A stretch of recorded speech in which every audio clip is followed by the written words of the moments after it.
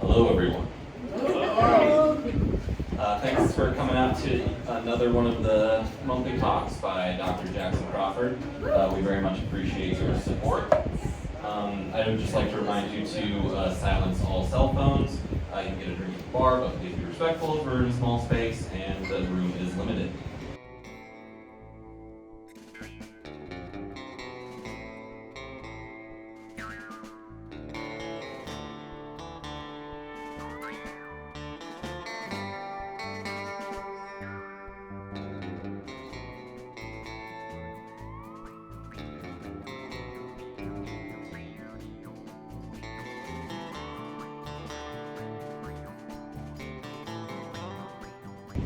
Please welcome Dr. Jackson Crawford.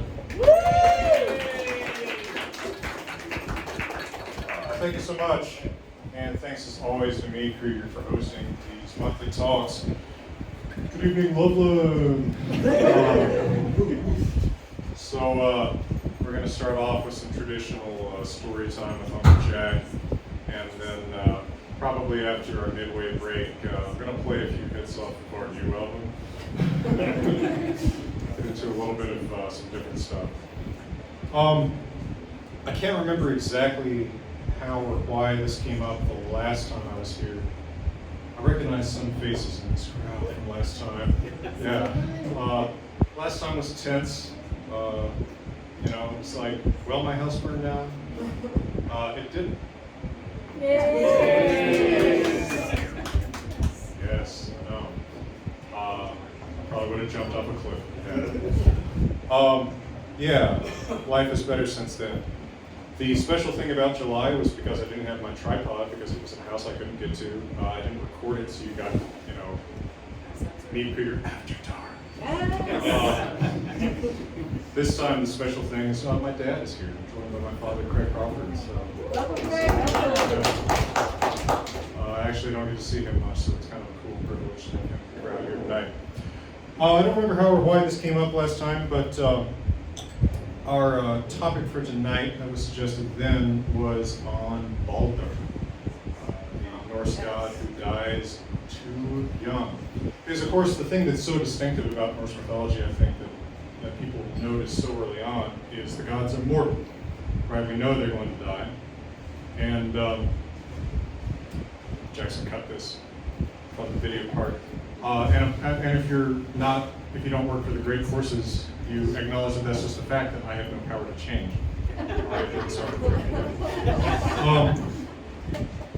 But there's other unique things about Baldur too.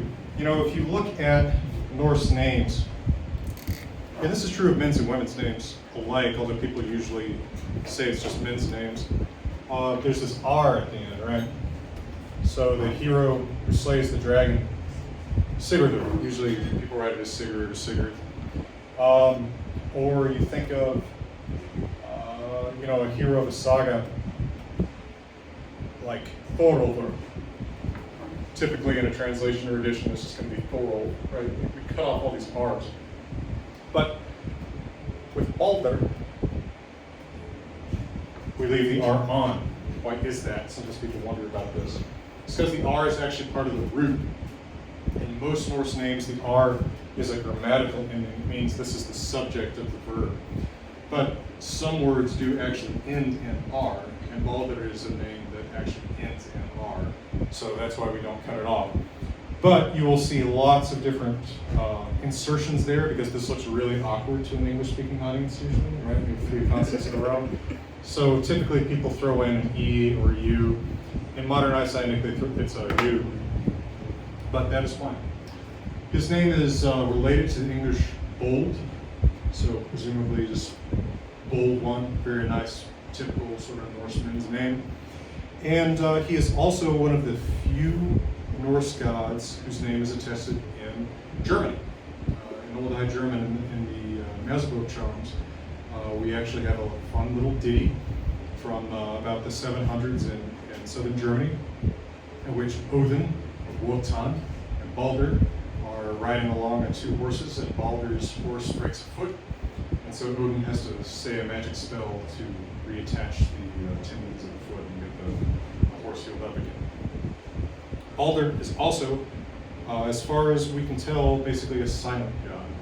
Of course, there's Vidar, who's actually given the title, Os, the silent god. But Baldur never says anything.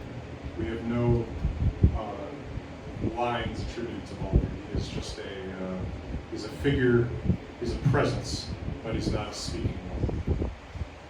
So, many of you probably know the basic story as recounted by Snorri. Part of what I want to do is talk about some of the corners of the story and also about some of the different varieties of the story, right? We have it attested in Iceland. We have it attested in a very different form in Denmark, which is pretty interesting to talk about.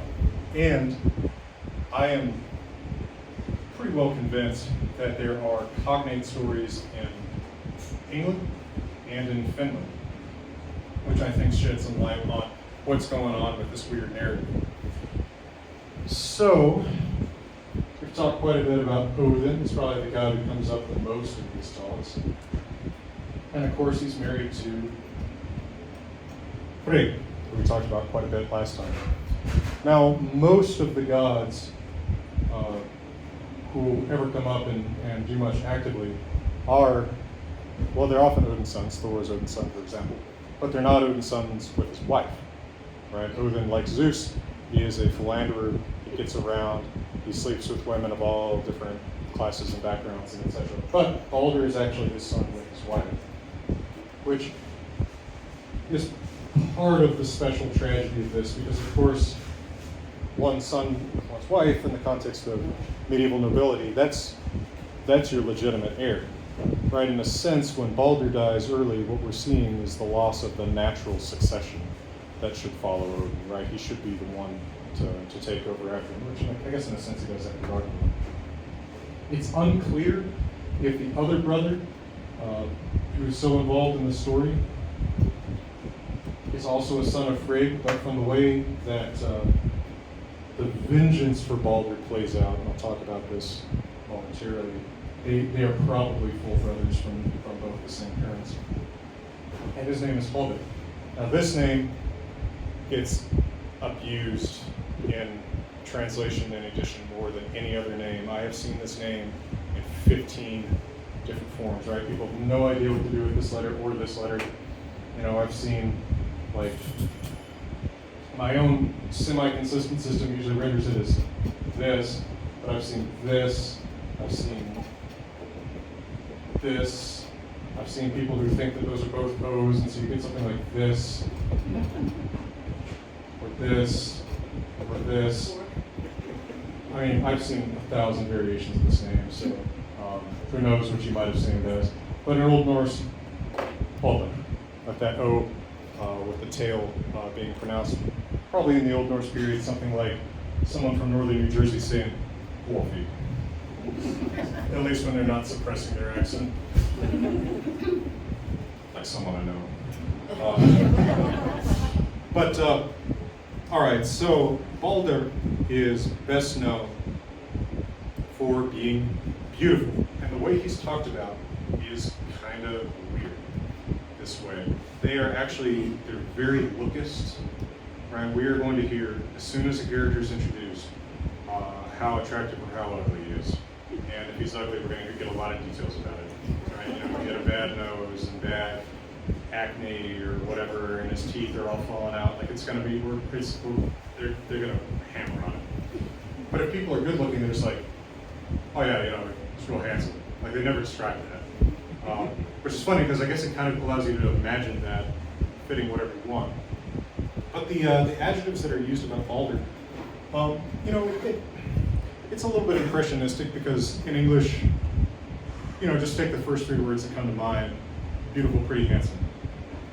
They kind of mean the same thing. You kind of use them of the same thing or the same person, but they have different shades of meaning, right?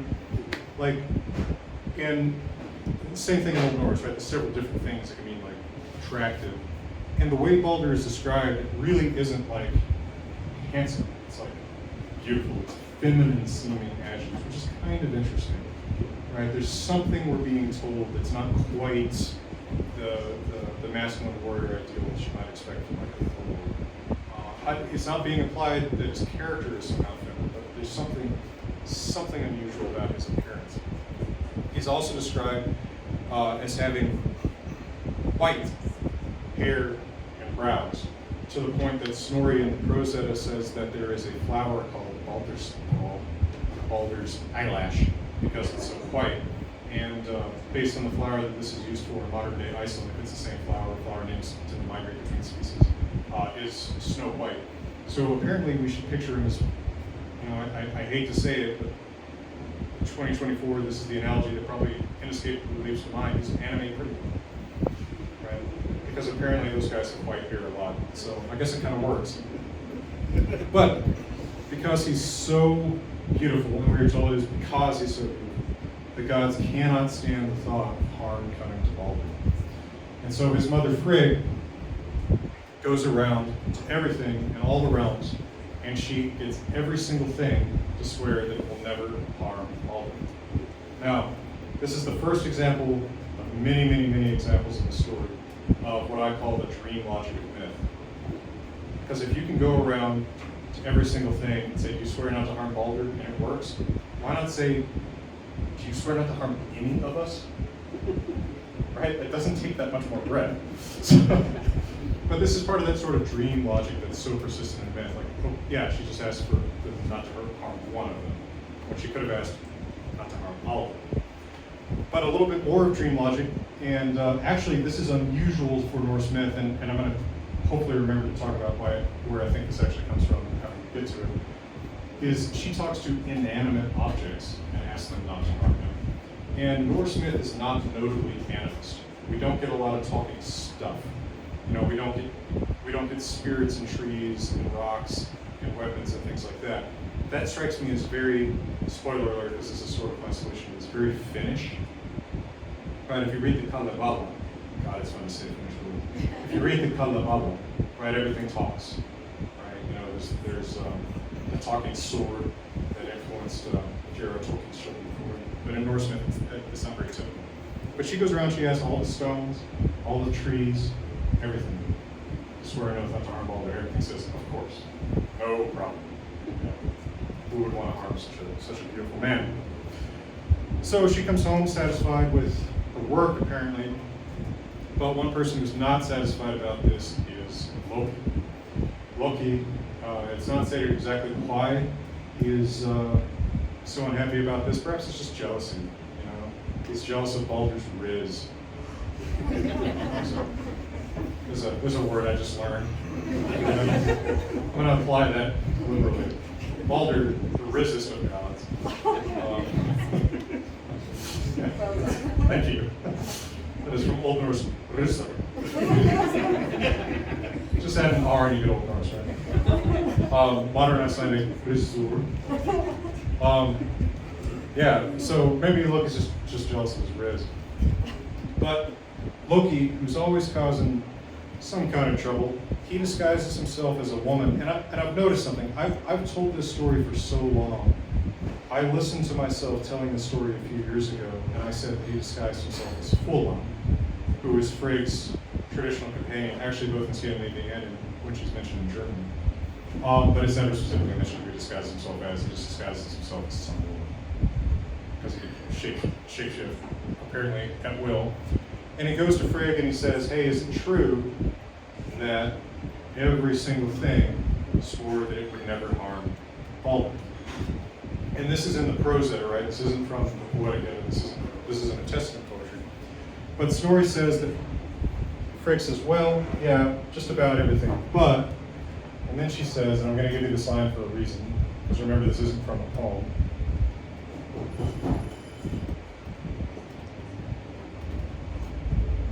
How fast can I write?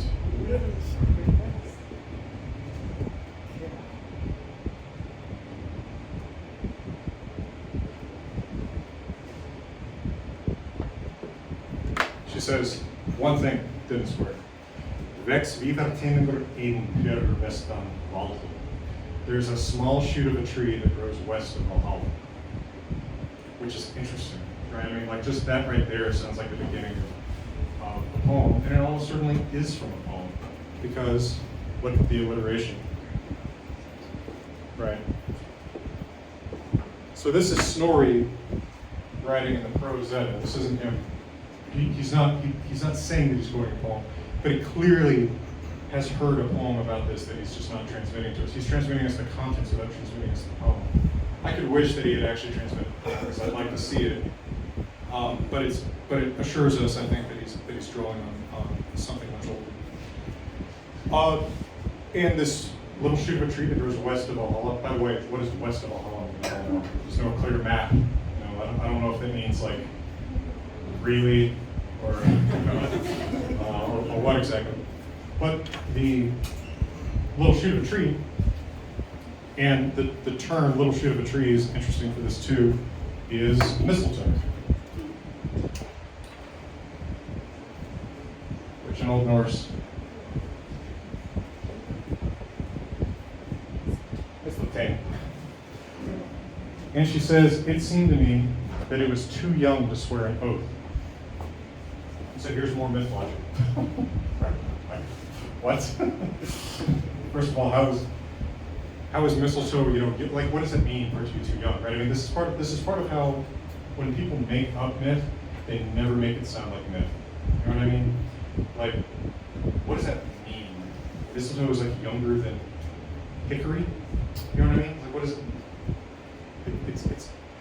It's just something people don't generate when they're trying to create quote-unquote modern myths. But the theme of something being too young to swear an oath and therefore being enlisted to harm someone is actually quite common in Norse myth. If you remember, we went over the saga of the Volsungs in one of these talks, or perhaps you've read the saga of the Volsungs, maybe in translation Maggot Publishing Company. And in that story, it is the young son of King Grimfrost, Gultormer, who was too young to swear the oath to Sigurd, who the older brothers get to kill Sigurd. So the thing about being too young to have sworn the oath, and therefore being the one enlisted to break it, is a very prominent motif. All right, so Loki has heard what he needs to hear. There is a way to harm Baldur. Meanwhile, all the gods are doing the natural thing now that they know that nothing can hurt Baldur. They are putting Baldur in the middle of a big circle, and they are playing throw shit at Baldur. So they take their spears, they throw them at him, nothing hurts him. They shoot an arrow at him, they throw a rock at him, they throw a sword at him, probably. He just stands there looking pretty with nothing hurting him.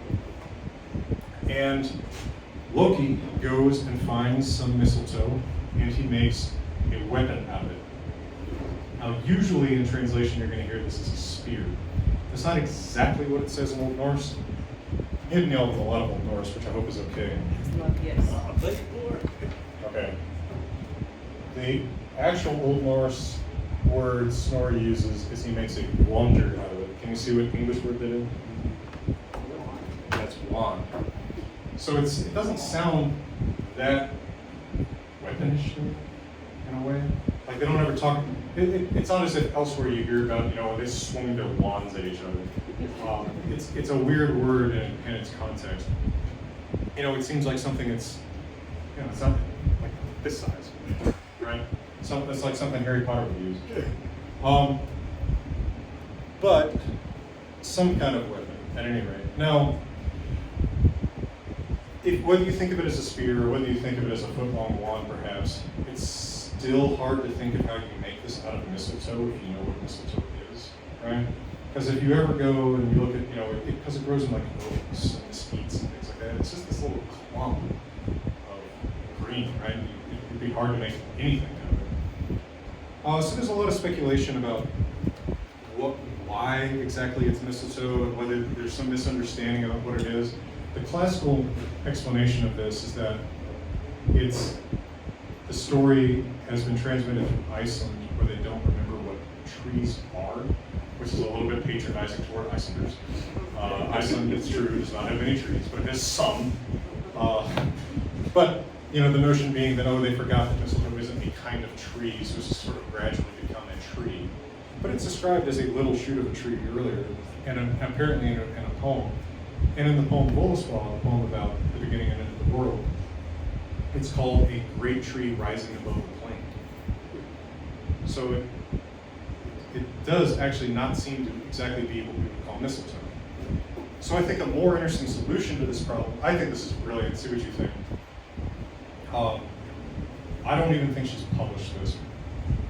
So I think I am the publisher of this in a sense, because I've been trying to sell everybody on this idea. About 15 years ago, I was talking to my friend and colleague Muriel Kaplan, who teaches Old Norse at Ohio State. And she said, you know, what if, you can't prove this, but what if there's a lost myth where mistletoe was a tree, and its role in the death of Baldur got punished for being reduced to a tiny little parasitic plant? And I said, that's freaking brilliant. I mean, you can't prove it.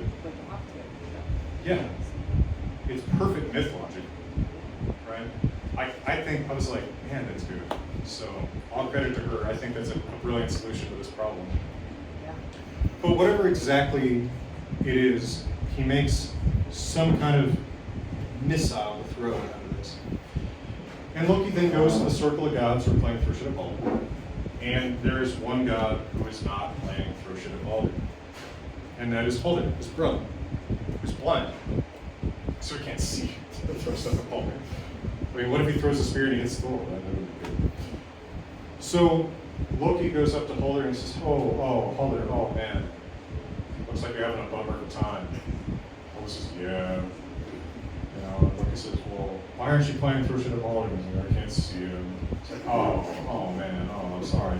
Hey, I tell you what, you take this wand, this weapon, whatever exactly it is, you put it in your hand, I'll stand behind you and I'll guide you so it flies true. And Baldur says, oh, that sounds great. So Loki puts the weapon of whatever exact kind it is in Baldur's hand, guides his arm, and Baldur throws it, and it pierces and kills Baldur. Now, Odin leaps into action and sleeps with a woman.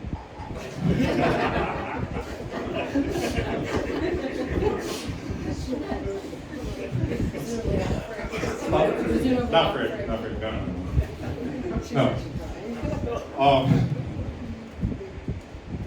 I mean, this is more myth logic, right? What's your first reaction? Your son being murdered? So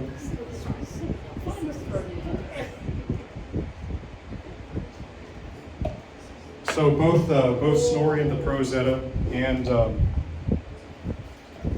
at least Voluspa, and I think Voluspa and Skama and the Poetic Edda say that render is one of these things. By the way, my whiteboard symbols for how people are connected go back to a more cynical part of my life, where wedding ring symbolizes wedding, married, and heart symbolizes not married.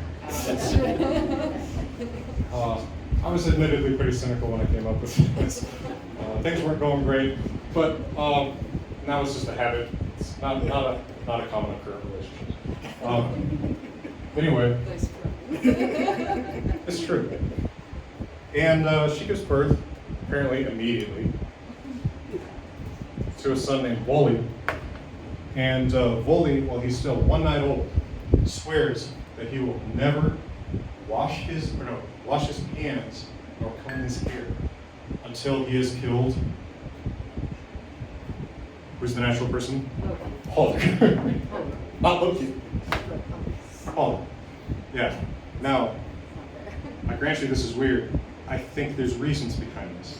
I think there's not just weird dream logic here, but I think we have a story that's evolved from lots of different pieces, and what we're seeing is lots of little icebergs surfacing in the sea of earlier stories. So come back to this.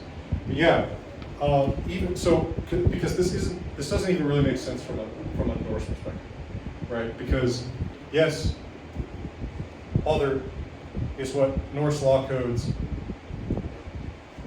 call the Handbani. Right? You can probably see the English cognates in this. He's the handband. His hand killed him. But Loki is the much more morally responsible Rådbani, council bane. Right? This is the person that you would actually punish even under a Norse law code, right? This is the guy who hires the assassin. This is the thug that does it, right? So this doesn't even make sense from there. This isn't just oh they're weird. The story itself is weird from their perspective. Again, another thing that's very true of myth generally.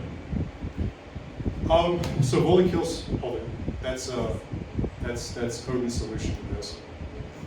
And in the meantime, the gods prepare a great funeral for Baldur.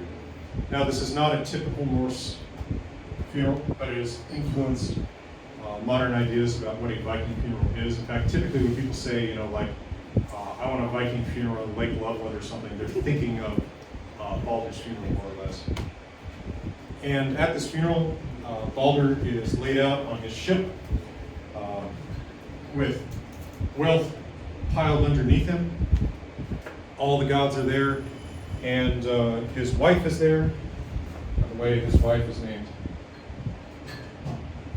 Nana.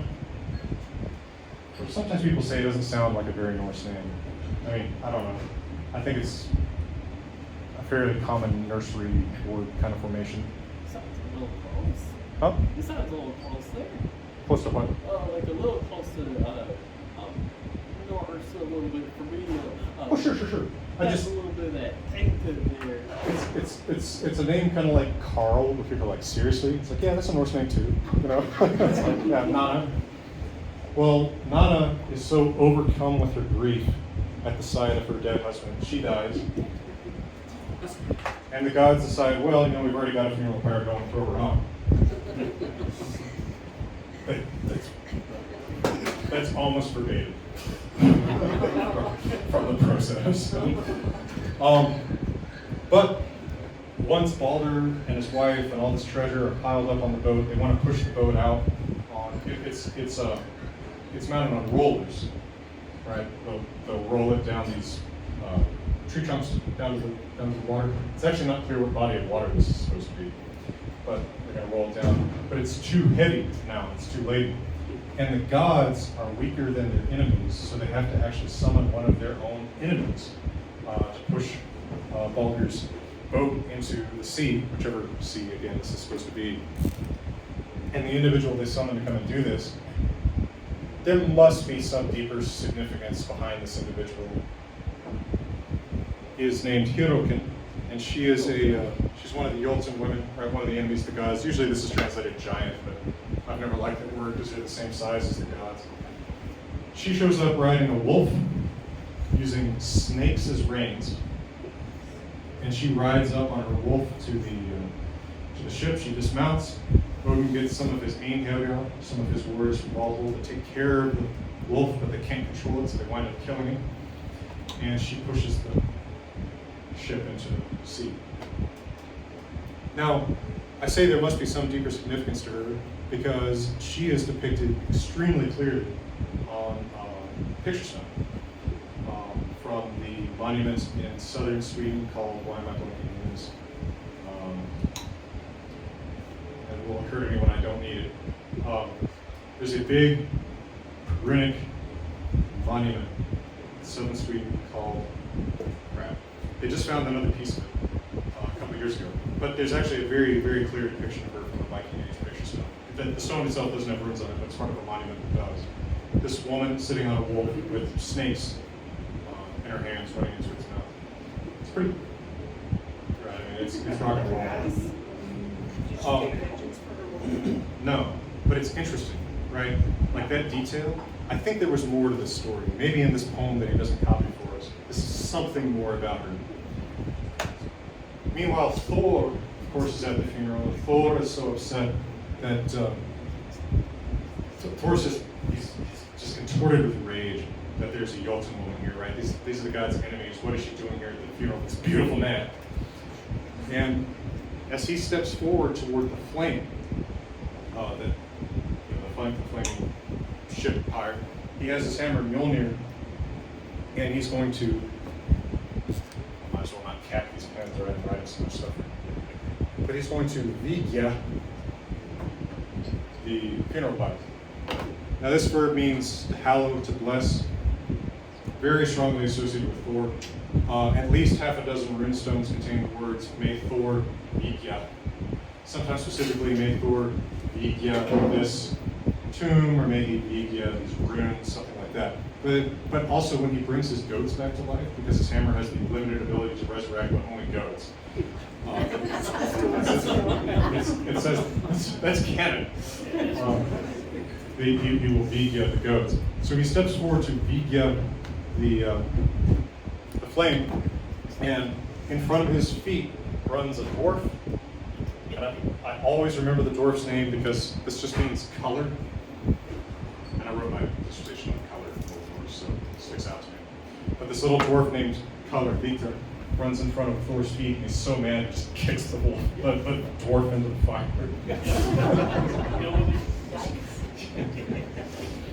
Which, it's a multi-tier system of values, right? I mean, they're all super upset about the death of Baldur. It's like, kick the dwarf, man. Who cares? Dwarves are obviously, they obviously occupy a pretty low position in the world totem pole here. Now, we're not done.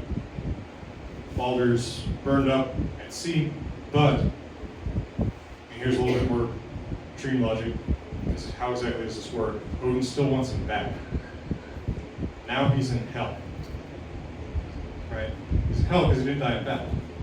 Right? He just had something thrown at him, so he doesn't get to just join his dad, Odin, in Baldur, which I don't know how that would. The mechanics of how this would work anyways is confusing. But Odin says, who will ride to hell? To bargain with hell. To see if we can get Baldur. And a man steps forward, one of the Einherjar, the men who've died and gone to Valhalla. His name is Hermod. Possibly to be identified with a hero named Hermod in Beowulf. Possibly the same guy, you can never really tell. It's a semi-common name. Means just battle brave. But Hermod says, I'll do it. And so Odin loans him Sleipnir, his own horse, Sleipnir horse. Hermod mounts up, and he rides, how many nights? Naturally, 9 nights through, and here we get lots more alliteration in Snorri. Snorri says he rides Djupdala Dukva, deep dales and dark, for 9 nights until he reaches hell. So he just ride there. He gets to hell, sees the gate to hell before him, the hell grid, and he has brought a rooster with him. He pops the rooster's head off and throws it across the gate, and here's the rooster singing on the other side, so he knows that he's truly in the land of the dead. But again, how dream logic is that? I know. It's very dream logic. Right? Why not just bring it with you? Huh? So, we don't hear more from the rooster. The rooster is not named either, as far as I remember. Most frickin' things are. But, so he goes into hell, and he sees hell. Remember, hell is both the realm of the dead and it's the queen of the realm of the dead. And he finds that hell has prepared a wonderful banquet for Baldur, because hell is very physical, right? It's not a place of flames. It's just kind of a shadow of our world. He finds like a mead hall set up.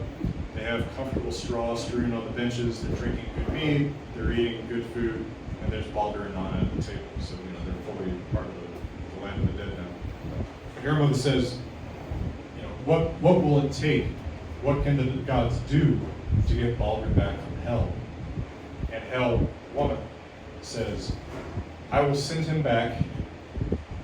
Again, what the mechanism of that, who knows. But I will send him back if every single thing will weep for him. All right. So now we have a similar thing where Frigg went around and got everything to swear not to hurt him. Now the gods send messengers around every single thing and every single person and say, weep for Baldur. And everything says, well, of course. Who doesn't miss Baldur? And so every single thing, all the stones, all the trees, all the people, etc., all weep for Baldur until the messengers come to one final being, a Jotun woman who calls herself Falcon. Remember, that's the th letter, right? So this is, transliterate this probably this way. That's Old Norse for thanks. Someone hands you your meat. And they say, hey, fuck, weep for Baldur. And she says, Sturmtorm and Thok Grota, Karlssonen Nakkanek. Thok, well, weep dry tears for Baldur. I never enjoyed that son of Odin. So, because Thok, who Snorri says is Loki in disguise, won't weep for Baldur. Baldur stays in hell. And he will remain there, again, according to our canon understanding of Norse myth as related in the Eddas. He will remain there till Ragnarok, and after Ragnarok, Baldur and Baldur will come back to the renewed world that follows the destruction of Ragnarok, and they will take over in Asgard. They will take over the gods' golden game pieces in their halls, and they will rule the world to come after them. So that's the Icelandic story. And probably if you know these stories, that's the version of the story that you've heard. Let's do an intermission here, that you get another refill or whatever you might need, and we'll be back in a few minutes and we'll talk about some other versions of the story that might actually explain part of why the Icelandic story is as weird as it is.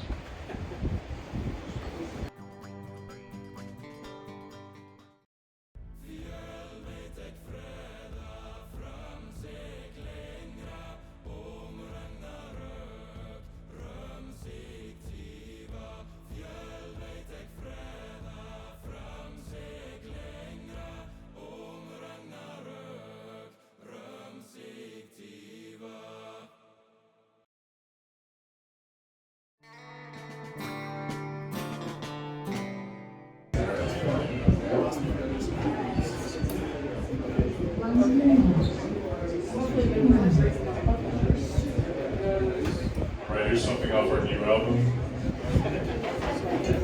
So, I played the hits. Most of you have probably heard the story from the Eddas before. But, did you know that there are B-sides to this? Because writing at about the same time as Snorri was writing in Iceland, a man named Saxo, also the name of my ska band, was writing the history of the Danes in Denmark in the early 1200s, Gesta Danorum. And in his history of the Danes, Saxo, who's writing in Latin,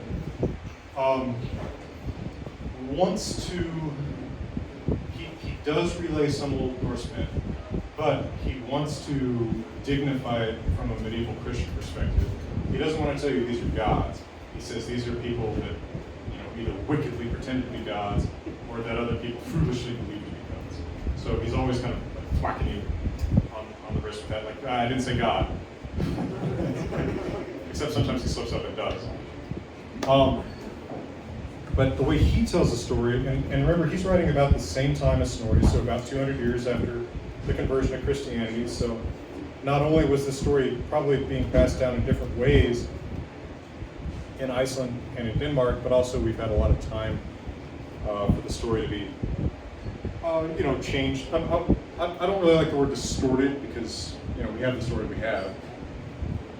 But the way he tells it, there's a man named Baldurus. I love it. I sort of love this. his Latin names. And there's another man named Haldurus. You notice the pattern here? Baldurus is the son of Odinus, who also has a son named Forrest. I'm not joking, this is real. And Baldurus and Haldurus, they're not brothers. Okay, it's already a big difference from the Icelandic story. And Baldurus and Haldurus both have fallen in love with a princess named Nana. Her name is the same. And what's happened is Haldurus is this, and Haldurus isn't blind. Okay, so Haldurus is in love with Nana. These are both princes rather than gods. Baldurus is the bad one, and he's lustful, and he has been riding in the woods one day and he's seen Nana, bathing in the river or something, and he's been seized with lust for her, so he's gone to her father and said, you've got to marry this woman to me. And her dad was going to marry her, Haldurus, but now he's scared because Baldurus and his family are so powerful. But Haldurus That's so funny saying his name. Baldur decides to lead an army against the army of Odinus and Baldurus and Thorus. Thorus leads the way, slaughtering people with this huge club, not a hammer, club. And actually, I think initially they're defeated by the gods. Oh wait, I didn't say gods. You're terrible. I'm a Christian. This is just what it's like to read Saxo. Eventually, Baldurus goes to a cave because he's heard through the grapevine that there's this giant, and that is the word that's used in Latin, named Mimungus. Kind of sounds like Mimir or something, maybe. Who has the one thing that can hurt Baldurus. So there's one thing that can hurt him. Again, no story why there's only one thing that can hurt him, but it's just there's one particular special sword, the sword of Mimungus, that can hurt Baldurus. And Baldurus sneaks into the camp of Baldurus' army late one night, and he finds these 3 women who are stirring a cauldron with some magic potion that Baldurus drinks to have his magic lifespan. Which is kind of interesting. Kind of seems like the women could be the Norns through a distorted lens. The gods do eat special apples to remain young, so perhaps there's something there about apples versus... It all seems like it's kind of through a glass darkly, right? But Baldurus sneaks into Baldurus' tent, stabs him with the sword, and we have a little vignette where Baldurus is confronted by Proserpina. So Saxo uses the Greek goddess, but of course she's the wife of Hades, so this seems like it's hell. He talks to Hell and Proserpina, and then he dies. Then Odinus leaps into action and sleeps with a woman. It's very consistent. And of course, we've got to Latinize her name and put a nice Latin A there, but it's clearly the same woman. Now, this is actually the place where Saxo gets way more detailed than Snorri, because Saxo says that Rinda is this princess that Odinus goes to in disguise and tries to seduce, and she turns him away because she's a virtuous woman. And then he goes back to her in a second disguise, and again she turns him away in a third disguise, and again she turns, each time he comes back as this powerful, attractive guy, but so it's no, not for me. Finally, Odinus goes to her dad, disguised as a old witch woman, and says, "Your daughter's very sick. You need to leave her with me. And before you leave her with me, you need to tie her down with your strongest chains, because the medicine I'm going to give her is so strong." It sounds kind of bad, but the medicine I'm going to give her is so strong that she's going to... Anyway. So somehow her dad is stupid enough to agree to this, and Odinus does exactly what she thinks he's going to do. And that's how she becomes pregnant with Boas. Not a name that looks anything like Wally, but clearly the same figure, and Boas kills Baldurus. Very likely this is actually an old part of the story, because Loki makes fun of her for living as a witch woman. So this does seem like a witch. This could be the source of that accusation when he makes fun of that in the Icelandic text, Lokason. Now, obviously, the stories are connected, not exactly the same. Biggest difference is they're not brothers. You can ask legitimately, is that an older or a younger part of the story? I think the Icelandic version has to be older in this respect, because it's the only reason it makes sense for Odin to leap into action and sleep with a woman rather than just kill the guy that killed his son. Right? I mean, your normal Norse narrative here is, oh, you killed my son, well, I'm going to kill you. Right? I mean, it's straight up. But it's his son who killed his son. That's why he has to do something weird, like father a half-brother to the son to get him to avenge the son. Because Odin can't avenge a son or something. That short circuits that Norse moral narrative pretty fast. So I think the fact that he also doesn't just kill Baldurus himself, but does this whole roundabout thing of fathering the half-brother to do it, I think they must have been brothers in the Danish version originally too, and it's just been modified over time. Now, I'm going to draw on some stuff that's a little bit more obscure, again, some stuff from our new album. But there is potentially a reference or a parallel to this in one of the oldest preserved narratives in any Germanic language, and of course that is the Old English poem Beowulf. Any Beowulf heads out there tonight? Yeah. Okay, well then you know Beowulf is full of constant digressions, right? I mean, it's worse than me at one of these talks. And one of the digressions in Beowulf is about two brothers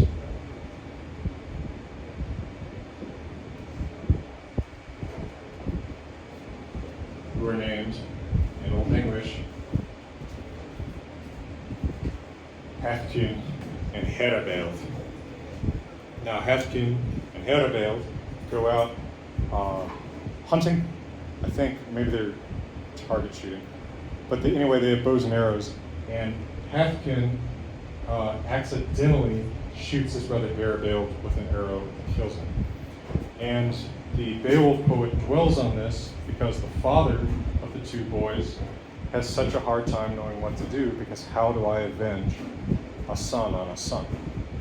So it's the exact moral problem that Odin has. And look at half of each one of their names. Right? That's the same bald word that's in Baldur. This is the same word for battle that forms the name Baldur. Right? This looks like, this has to be, this is something to do with the Baldur story. Now, I'm not saying this is the origin of the Baldur story or vice versa. I think potentially there's very, very different versions of some core narrative of a brother named H something killing a brother who is B something in his name. Right? But I think that this suggests that this is a very, very old part of the story. A brother killing a brother with a shot or thrown object. Hæthcyn's not blind in the Old English version either. But then let us turn to the ever fun land to say names from, Finland. Because in the 19th century, of course, Elias Lindroth traveled around Finland and Karelia collecting old folklore and wrote it all down in a gigantic poem called Kalevala. Incidentally, one of the most famous translations of Kalevala in English is by a gentleman named Crawford. No relation. And it's not one of my joke notes. No relations. I'm not related to him. But it's kind of cool. And Kalevala, if you've ever read it, kind of similar to the Poetica in a lot of ways. A lot of unrelated stories about different gods. And among the gods is, gotta love Finnish. Let's see if this even fits on this board. Yay. Lemminkainen. Now, see how familiar this sounds. Lemminkainen is so unearthly beautiful. Everyone either admires him or is jealous of him, and one of the individuals who's jealous of him is a blind woman. Okay, here's the blind element, and the blind man kills him. I can't remember how off the top of my head, because it goes by pretty fast. I want to say he has him bit by a snake. Okay, but notice, this is really, really, really reminiscent of the elements of the Baldur myth. Blind kills beautiful, right? And Lemminkainen's mother then goes around and talks to every single thing. All the rocks, all the trees, all the roads, all the people. Now in Finnish myth, that sounds normal-ish. Stuff talks in the Kalevala. So this is very, very much like something Frigg does, except this is on the opposite end of the sun's death. She goes around and because her son's body is hidden, she goes around everything. She says, "Will you tell me where my son is?" And no one will tell her until finally she asks the son, and I realize this is confusing. The S-U-N. Where is my S-O-N? And he says his body is wherever it is. And it's actually in pieces. She reassembles his body, and a bee teaches her the spell to bring him back to life. Okay. A bee. oh hey, it's really appropriate, like the bees who make the fine honey that produces meat for your meat.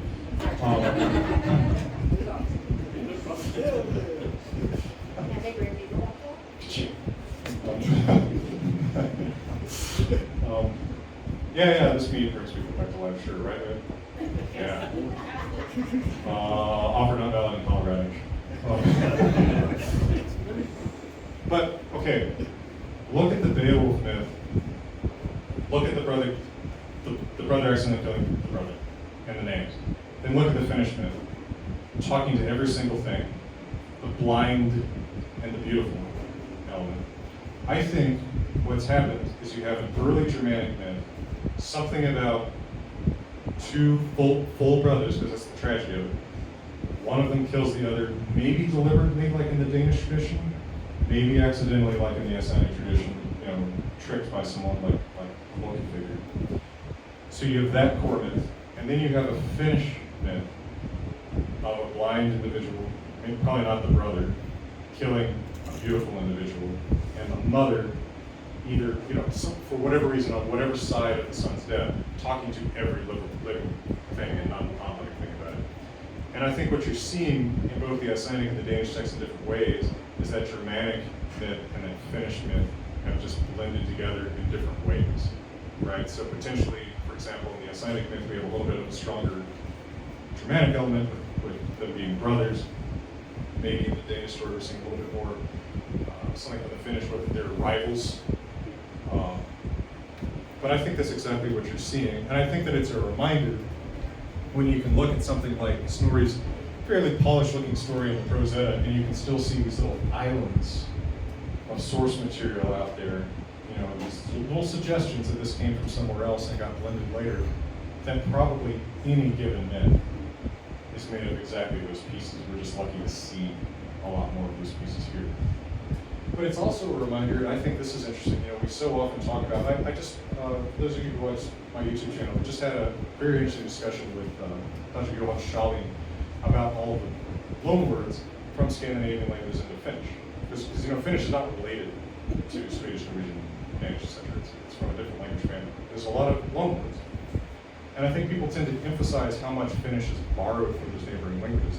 But this story suggests to me that also there's borrowing going the other way, that Finnish stories percolate into the western side of Scandinavia too. And I think that's a good reminder that this cultural exchange is going both ways, even though we tend to focus on the west to east transition, but there's east to west transmission as well. If you're interested, I know many of you have read the Poetic Edda, the Prose Edda. I personally like this translation of the Poetic Edda. This is by Crawford that I am related. It's a great translation. Well, thank you. The Prose Edda translation that I recommend, I'm working on my own, but it's going to be a while. It's just called Edda. Publisher doesn't call it Prose Edda, they just call it Edda, which is kind of annoying. But it's my fault. If you Google this, you can actually find it on the publisher's website, VSNR, Viking Society for Northern Research, for free. I don't know why. If you want to read the Kalevala, there's the old translation by the other Crawford, but the newest translation is from Oxford. It's by Bosley. And if you want to read Saxo, God help you, but because it's boring. I mean, outside of parts, but it's a translation by Fisher. So that should, and Beowulf, every single person who gets a master's degree or PhD concentrating in Old English, they actually, at your dissertation defense, I understand, because I've been to some of these dissertation defenses, they actually implant a little chip in your neck, and it explodes if you haven't published a translation of Beowulf inside 8 years. So, there's lots of translations of Beowulf out there. One that I like quite a bit is the one by the late Dick Ringler. He was a very nice man. I heard that. He's a nice guy. It's actually because of him, sort of indirectly, that I never got my own book deals. Scott. All right. Questions, remarks, criticisms, complaints, manifestos, applications, allegations. I gotta say, for me, something kind of newish. Me and my dad are both very newish to the Norse lore. For me, this is a lot of stuff to take in, just because I think I told you earlier I played Baldur's Gate for a bit, so I kind of didn't take a whole lot, but I took in a little bit of some of the Norse lore.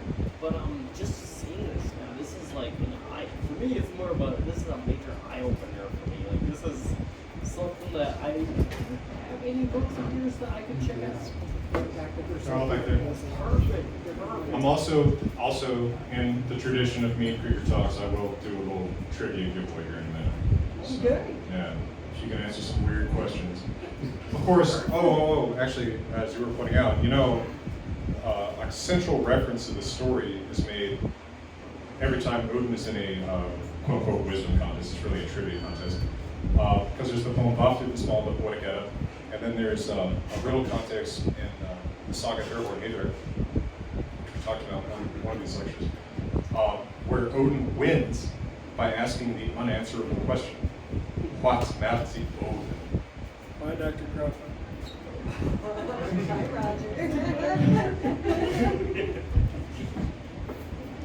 Whatever I was just saying. But it says, what did Odin whisper in Baldur's ear before he laid him on the funeral pyre? What melted Odin sjálfur eira sinni over Baldur? I think it's what did Odin whisper in Baldur's ear before he put him on the funeral pyre? Nobody knows. It's not recorded. There's lots of fictional answers to this. Neil Gaiman is a clever one, but anyway, he wins. It's his version of Bilbo's. Heart doesn't have in his pockets. Sorry. Thank you for converting my feeling about Saxo, because I couldn't get through it. Saxo's a huge pain in the ass. His recounting of that myth is so different to me when I was reading it. It made me, what's your feeling? Do you think he heard the version that he actually reported? Or do you think he didn't understand the language really well, and he just kind of said, oh, this is sort of how I understand it, but I really don't know what's going on?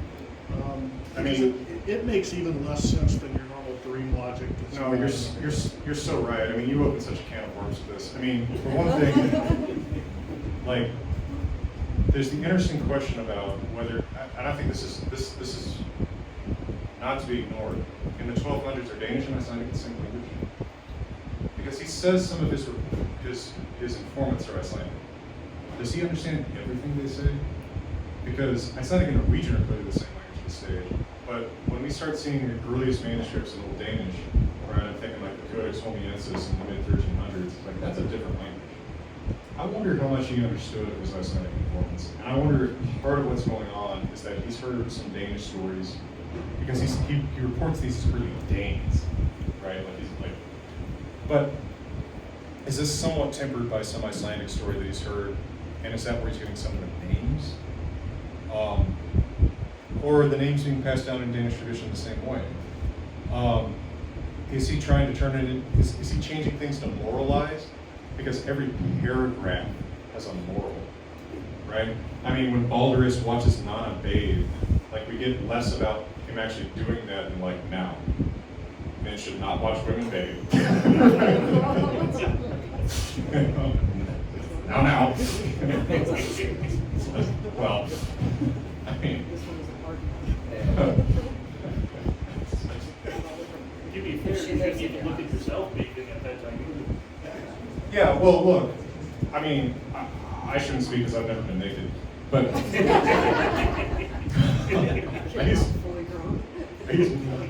used to tell my students that just to see what they would see. But yeah, I think it's probably impossible to know. I think that it probably reflects to some degree a legitimately different tradition in Denmark. I think it probably reflects to some degree some confusion about Icelandic sources that he's heard, and I think that he's moralizing, and that's changing the stories. So no, I don't think that, but there's no such thing as a pure source. Like we have what we have, you know. Saxo is so interesting on other subjects too. I mean, he has a version of the battle on Samsøy that we also have in like Herbrand Saga, Herbrand Saga. He has the version of Ragnar, Wolfbrock's story. Like it's interesting but he's most interesting when you have an Icelandic story that you can kind of triangulate from, because otherwise it's just, especially in Latin. One other comment is wand, the original wand from very early Middle Ages, Dark Ages, was any piece of wood that was wand. Spear shaft, quarterstaff, arrow, anything that they call a wand if it was long. Sure, and in English it is a loan from Old Danish. Yeah, I mean it's a stick of whatever length, right? So it doesn't really tell us anything one way or the other. But it's not a normal word they use for weapons. I do think that's interesting. That they don't say gear, they don't say spjord, right? They don't use a normal word for spear. I still think there's something Did interesting. they have a word for quarterstaff? What? For quarterstaff or Quarterstaff, I a don't. stick for fighting with? 25 stick. Well, stavar, staff. I don't know about quarterstaff specifically, but stavar. Jorn stavar would be a staff with iron at either end. So maybe that would be it. Okay. Maybe that's it. Jorn stavar. Yeah, I don't know. Never fought with one. That's not true, actually. That was a Hold on. random correction. Sounds like a story. They're out there. To me, it seems like the drama is accentuated in the event of Loki having to throw something that would not be considered in a normal situation to be at all dangerous. That is more probable than something that can actually be fashioned as a weapon. Yeah, I see what you mean, that there's a sense that Loki is approaching this really incognito, right? Like, oh, hey, let's just stay. Yeah.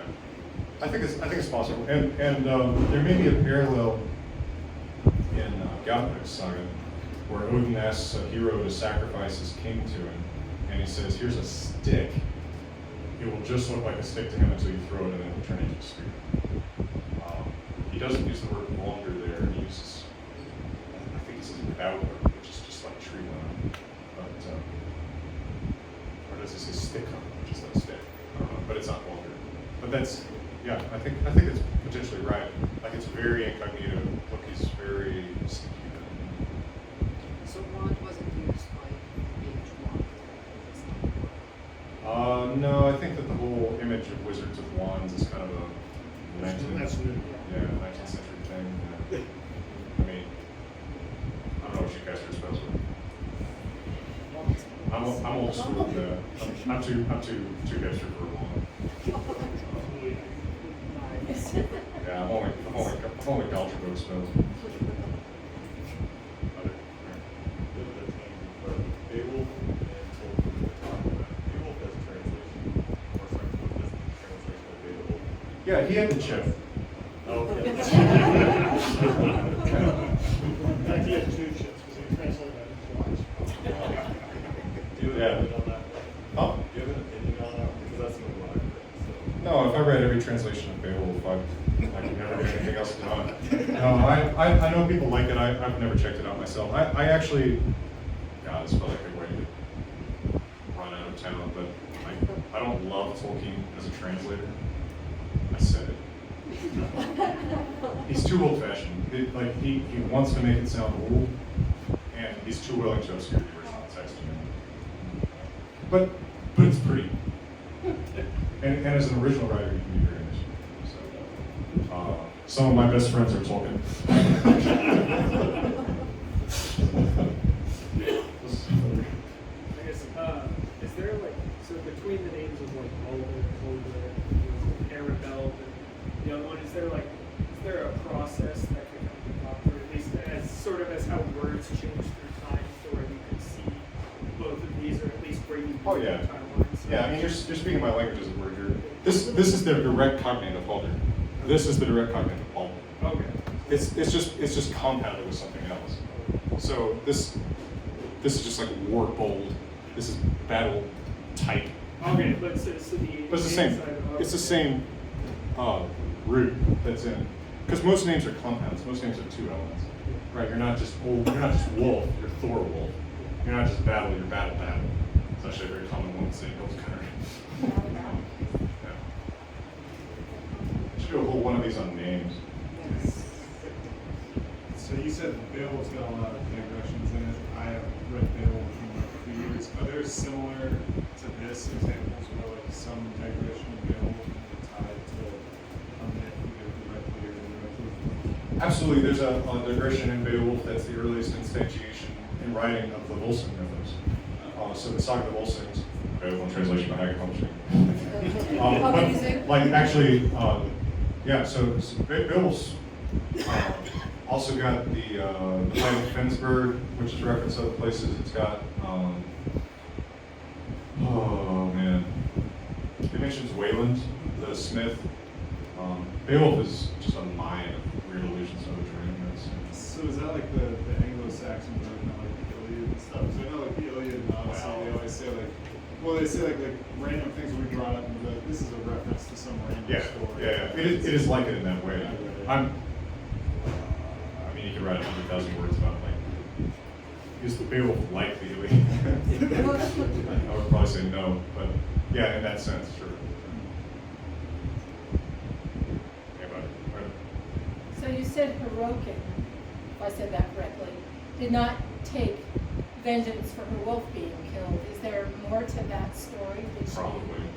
Okay. But That- not everything's written down. Yeah. So if there's anything more about her, we don't have it. Okay. Although in one of the poems in the Poetic Edda, there is another woman who appears riding a wolf with snakes for reins. So it could be her, although it's not named her there. She appears to, she tells the hero, Helgi, or Heaven, his brother, that she's going to go with him. He says, no, I don't want your company. She says, well, then I curse you. And so then he goes and he swears to kill his brother accidentally. It's a complicated story. But yeah, there's another, that may be her. I should do one of these on Helgi. Helgi's an interesting story. All right, let's do some trivia, see if we can give some books away. You know what I continue to fail to do, Susan? I continue to fail to come here with trivia questions planned in advance. You're very good at thinking about that. Okay. Now, Trust you do. as y'all pointed out, these are the more expensive books. These are twice as big as the other books, so this is big price time. I've got 2 copies of the Poetic Edda. And you can get it personally signed? Obviously happy to sign books. I usually hang out in the back for a little while after. All right, let's think about some interesting material that came up in the course of this. Oh boy. You know, I'm going to dig deep because these are books. So will you call on? Yep. All right. Yep. And make sure to raise your hand, don't just yell the answer. Right. Because we almost had a knife fight a while ago. That was best-selling author Peter Heller. Yeah. And he did it tonight. He did it twice. Twice, yeah. Yeah, but once the knives came out. Yeah, that's right. Did you like the humble brag? Look at this best-selling. Yes. All right. All right. What's the name of the dwarf that Thor kicks in the Baldur's Beer Bar? Litter Norland. Nice. Thanks. Wow. Yeah. Well done, fine, so. I just remember that because when we did that in class, that was, it's like, you know, everybody's so sad, but he just punts the little guy just straight in the fire. That didn't finish. Is it lit like little? No, it's colored. It's Oh, colored. color, Lit. Old Norse for little is lit. yeah. Right. These words are litter is talking with Old English litter, which means face. All right. I'll come to this.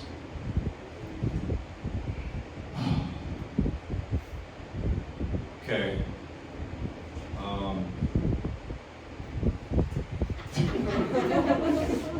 Fan for me or something. Well, we need like a little drum roll, you know. So. Yeah. Well, I'm coming up with my. Yeah, it's got to be sort of obscure.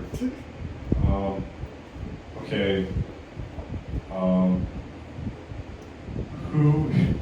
Oh, this is the first random thing that comes to mind. Who teaches Lemonkind's mother how to bring him back to life? B. You said it? Yeah, get right on it. Boom. Nice. Book. All right. Nice. All right.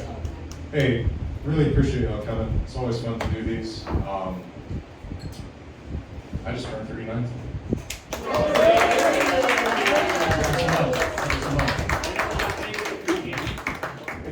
It's off to a good start. Well, Venice will go. Is there any happy birthday stories about Nope, we don't even have Homer's word for birthday. They did not care. But they also don't maintain, like their calendar isn't specific. Right, he was born in the winter.